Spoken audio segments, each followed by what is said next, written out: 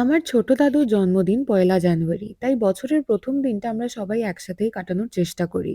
সকালটা শুরু হলো কচুরি আর আলু ভাজা দিয়ে। শীতকাল মানেই কড়াইশুঁটির কচুরি, আর এই কচুরি এত ভালো লাগে যে এমনিই আমি খেয়ে ফেলি। কিন্তু সাথে আলু ভাজা আর বেগুন ভাজা থাকতে কোনোটাই বাদ দিলাম না আরকি। এরপর যা খাবার দেখাবো আমি জানি অনেক কমেন্ট আসবে দিদুর রেসিপি আপলোড করা নিয়ে। আমারও ইচ্ছা দিদুর রান্না করা কিছু রেসিপি শেয়ার করার, কিন্তু অফিসের পর টাইম পাই না।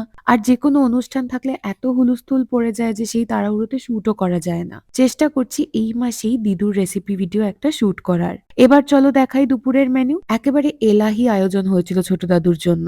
প্রথমেই নিয়ে নিলাম মাছের মাথা দিয়ে মুগ ডাল, চিংড়ি মাছের পকোড়া আর স্যালাড। বেগুন ভাজাও ছিল, কিন্তু দুঃখের বিষয় হচ্ছে যে চোখে দেখার পরেও ডালের লোভ এতটাই আমার বেশি ছিল যে বেগুন ভাজা ভালোবাসা সত্ত্বেও নিতে ভুলে গেছিলাম। এই মাছের মাথা দিয়ে মুগ ডালটা দিদু ফাটাফাটি করে, সাথে এই চিংড়ির পকোড়াগুলোও অসাধারণ ছিল। এরপর খেলাম ইলিশ, ভীষণ হালকা একটা কালো জিরে আর কাঁচা লঙ্কার ঝোল। অসময়ের ইলিশ হলেও কি হবে, কি যে ভালো খেতে ছিল মাছটা। এরম লঙ্কা টিপে একেবারে ঝাল ঝাল করে মেখে গন্ধরাজ লেবু দিয়ে এই পাতলা ঝোলটা খেতে যে আমার কি ভালো লাগে বলে বোঝাতে পারবো না। দিদু ইলিশ ভেজে ঝোলে দেয় না, এমনি দিয়ে দেয়, তাই একেবারে নরম থাকে মাছটা, অপূর্ব লাগে খেতে। ইলিশটা খুব তৃপ্তি করে খাওয়ার পর নিয়ে নিলাম গলদা চিংড়ির মালাইকারি।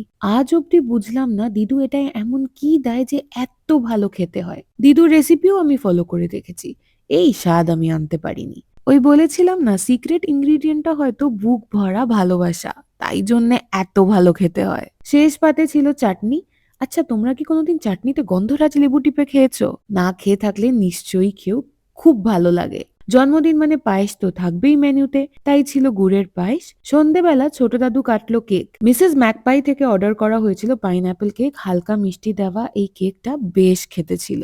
কেক খাওয়া হলো, তারপর খাওয়া হলো একেবারে গরম গরম চিকেন পাকোড়া, সাথে কফি, যেটা আমি খাইনি। ভাজাভুজি এমনিতেও ভালো লাগে, তার উপর শীতকালের বিকেলে যদি এরম চিকেন পাকোড়া পাওয়া যায় তাহলে আর কি চাই। চাই ডিনার এখনো বাকি আছে। ডিনারে ছিল বাসন্তী পোলাও, মাটন কষা আর ফিশ ফ্রাই।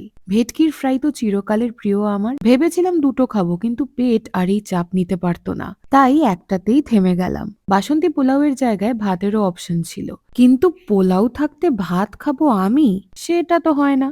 মাটনটা ভীষণ ভালো রান্না হয়েছিল, একেবারে ঝাল ঝাল করে। জানি মাটন কষাতে আলু দেওয়ার নিয়ম নেই, কিন্তু আলু ছাড়া মাটন খাওয়া যায় বলো? চিকেন হোক, মাটন হোক, ঝোল হোক বা কষা হোক, মাংসর সাথে আলু চাইই চাই।